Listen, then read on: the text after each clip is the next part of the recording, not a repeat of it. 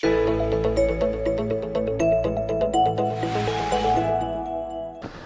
Rav Menachem. Thank you, Rav Alex. Thank you for inviting me. Great to be here to talk about Purim. And we're approaching Parshat Zachor, and we want to talk a little bit about that story in Shaul.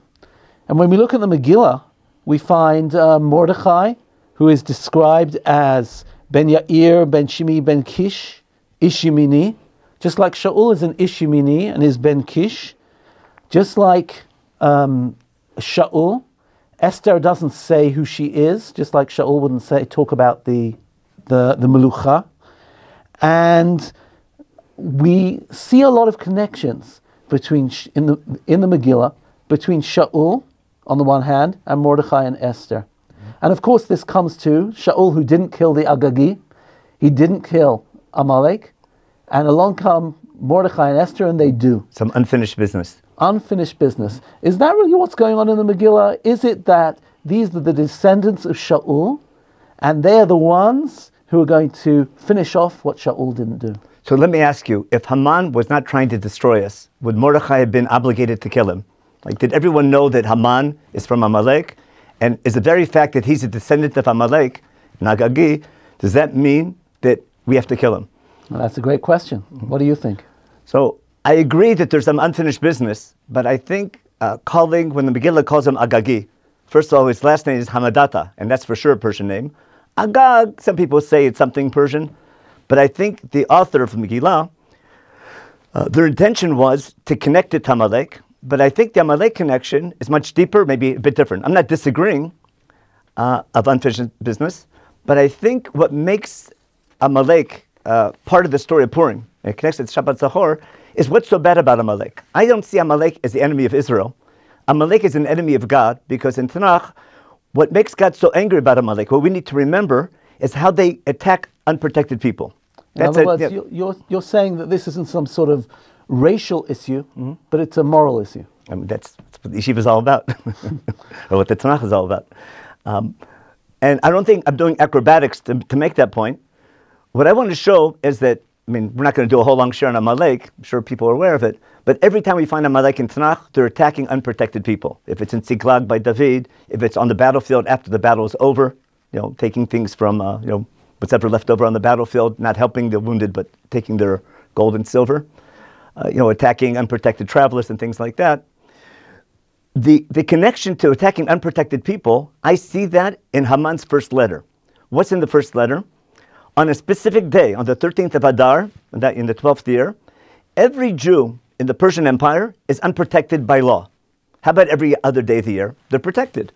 But on one day, any Persian, anywhere in the empire, can attack a Jew, and the Persian authorities won't do anything about it, and they can kill them, destroy them, take their property. Someone who would take advantage of that decree, I see them as Amalek. Now, maybe not halachically Amalek, but thematically Amalek. And is the author of the Megillah calling Haman an Agagi to connect it to the unfinished business, a vendetta, that we got to finish off this deal with Agag? Or is Chumash coming to tell us there's something connected to Amalek and Jewish behavior? Because if we're going to remember this event, we don't have to remember how evil they were to us, but how we have to learn not to act that way. In fact, what the Megillah does point out, in the second letter, we have the right to protect ourselves and take their booty if we win. But what's emphasized over and over again? We didn't have to not take them. So the Parshanim talk about maybe we gave it to the king, for his treasury. We didn't want to make it look like it's we're doing it for our own interest. But the fact that we don't take the shalal, we don't take the booty, and the first decree is basically one of the Jews become unprotected for that special day.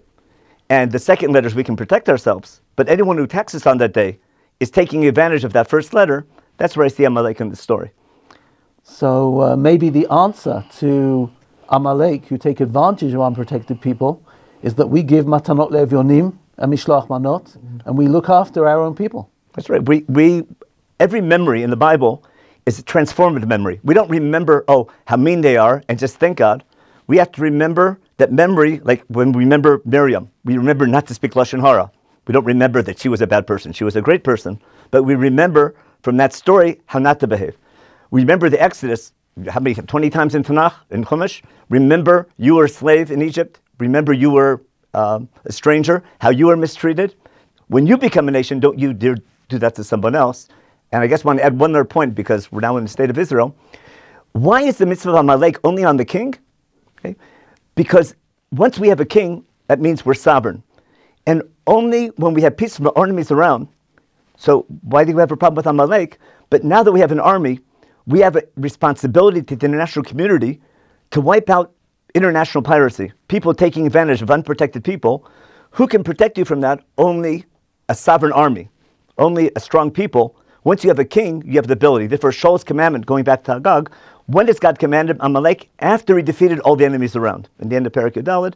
And now that you've defeated all your enemies around, now take advantage of your kingdom and wipe out the evil in the Negev, because Israel is located near the international trade routes.